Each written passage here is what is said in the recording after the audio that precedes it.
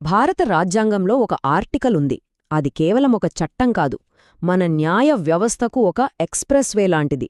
అదే ఆర్టికల్ 132. మరి దాని కథేంటో ఈరోజు వివరంగా చూసేద్దాం. ఒక్కసారి ఆలోచించండి. ఒక న్యాయ పోరాటం డబ్బు కోసమో, ఆస్తి కోసమో కాదు. ఏకంగా దేశాన్ని నడిపించే రూల్ బుక్ అంటే మన రాజ్యాంగం గురించే అయితే పరిస్థితి ఏంటి? ఆ అతిపెద్ద ప్రశ్నకు సమాధానం ఎక్కడ దొరుకుతుంది? అవును, కొన్నిసార్లు గొడవ రాజ్యాంగం మీదకే వస్తుంది. సరిగ్గా అలాంటి అసాధారణ పరిస్థితుల్లోనే ఆర్టికల్ 132 డేవరలోకొస్తుంది. ఈ ఒక్క మాటలో మొత్తం విషయం తెలిసిపోతుంది. ఒకవేళ కేసు రాజ్యాంగం యొక్క అసలు అర్థంపైనే ఆధారపడితే హైకోర్టు నుంచి నేరుగా సుప్రీంకోర్టుకు వెళ్లడానికి ఒక స్పెషల్ డోర్ తెరుచుకుంటుంది. అదే మన ఆర్టికల్ 32. సరే, ఈ ఎక్స్‌ప్రెస్ దారి అంటున్నాం కదా, మరి అదెలా పనిచేస్తుంది? దాని నియమాలేంటి? వివరంగా చూసేద్దాం. చాలా ఆసక్తికరంగా ఉంటుంది. సింపుల్గా ఒక్క మాటలో చెప్పాలంటే, రాజ్యాంగాన్ని ఎలా అర్థం చేసుకోవాలి అనే దానిపై పెద్ద ప్రశ్నలొచ్చినప్పుడు ఆ కేసులను నేరుగా సుప్రీంకోర్టుకు తీసుకెళ్లే ఒక స్పెషల్ రూట్, ఒక ఎక్స్‌ప్రెస్ వే ఈ ఆర్టికల్ అన్నమాట. అయితే ఈ ఎక్స్‌ప్రెస్ దారి తలుపు తెరవాలంటే ఒక 5 కండిషన్లున్నాయి. 5 తాళాలు కావాలన్నమాట. 1, హైకోర్టు నుంచి ఫైనల్ జడ్జ్మెంట్ వచ్చి ఉండాలి. 2, అది ఏ కేసైనా కావచ్చు, సివిల్, క్రిమినల్ ఏదైనా పర్లేదు.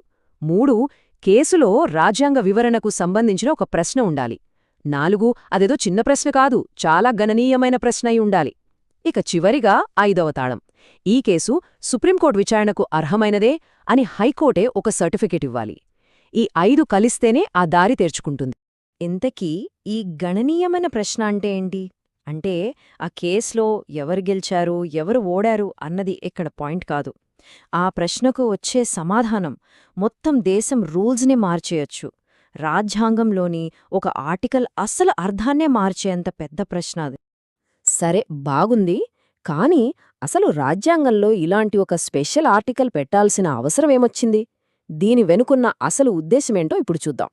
దీనికి మొదటి చాలా ముఖ్యమైన కారణం ఏకరూపత, అంటే యూనిఫామిటీ. ఆలోచించండి, మన దేశంలో ఇన్ని హైకోర్టులున్నాయి కదా, ఒకే రాజ్యాంగ నిబంధనకు ఒక్కో హైకోర్టు ఒక్కోలా అర్థం చెబితే ఎంత కన్ఫ్యూజన్ వస్తుంది? అలా జరగకుండా దేశవ్యాప్తంగా రాజ్యాంగానికి ఒకే అర్థం ఉండాలన్నదే దీని లక్ష్యం. ఇక రెండో కారణం ఫైనల్ అథారిటీని సెట్ చేయడం. అంటే రాజ్యాంగపరమైన విషయాల్లో చివరి మాట ఎవరిది? ఆ అధికారం సుప్రీంకోర్టుకే ఉందని బల్లగుద్ది చెప్పడానికే ఈ ఆర్టికల్. మూడోది, ఇదొక ఇంటెలిజెంట్ ఫిల్టర్ లాంటిది. రాజ్యాంగం పేరు చెప్పిన ప్రతి కేసు సుప్రీంకోర్టు దాకా వచ్చేస్తే వాళ్ల టైం వేస్ట్ అవుతుంది కదా. అందుకని హైకోర్టు సర్టిఫికేట్ అనే ఫిల్టర్ పెట్టి నిజంగా చాలా ముఖ్యమైన కేసులే పైకి వెళ్లేలా చూస్తుంది. సరే, మరి ఎలాంటి కేసులు ఈ స్పెషల్ రూట్లో, ఈ ఎక్స్‌ప్రెస్ దారిలో వెళ్తాయి? కొన్ని ఉదాహరణలు చూస్తే మనకు క్లారిటీ వస్తుంది.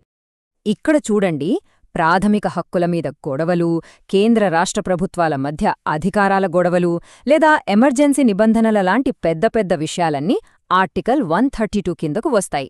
కానీ కేవలం ఫ్యాక్ట్స్ గురించో, సాక్ష్యాల గురించో జరిగే కేసులకు, అంటే రాజ్యాంగంతో సంబంధం లేని సాధారణ కేసులకు ఈ దారి వర్తించదు.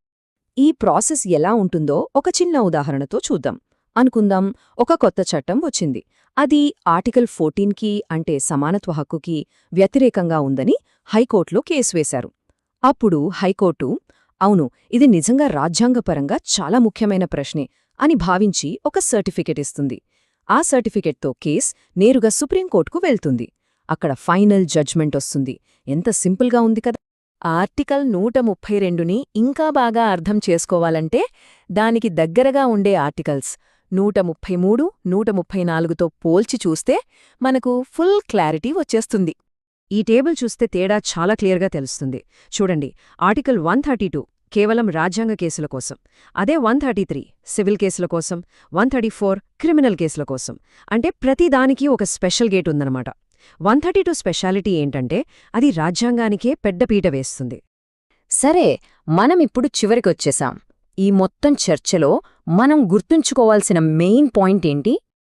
ఆర్టికల్ 132 ఇప్పటికీ మన రాజ్యాంగంలో అలాగే ఉంది, ఒక్క అక్షరం కూడా మారలేదు. కాని ఇన్నేళ్లలో కోర్టు తీర్పుల వల్ల దాని పరిధేంటి, దాన్ని ఎలా వాడాలి అన్నదానిమీద మరింత స్పష్టత వచ్చింది. దాని అమలు విధానాలను సుప్రీంకోర్టు రూల్స్ ద్వారా ఇంకా మెరుగుపరిచారు. ఇక్కడ ఒక ముఖ్యమైన హెచ్చరిక.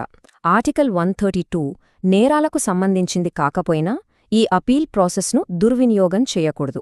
ఒకవేళ ఎవరైనా కావాలని ఫేక్ సర్టిఫికెట్లు, తప్పుడు డాక్యుమెంట్లు వాడితే అది ఫోర్జరీ కిందకు వస్తుంది.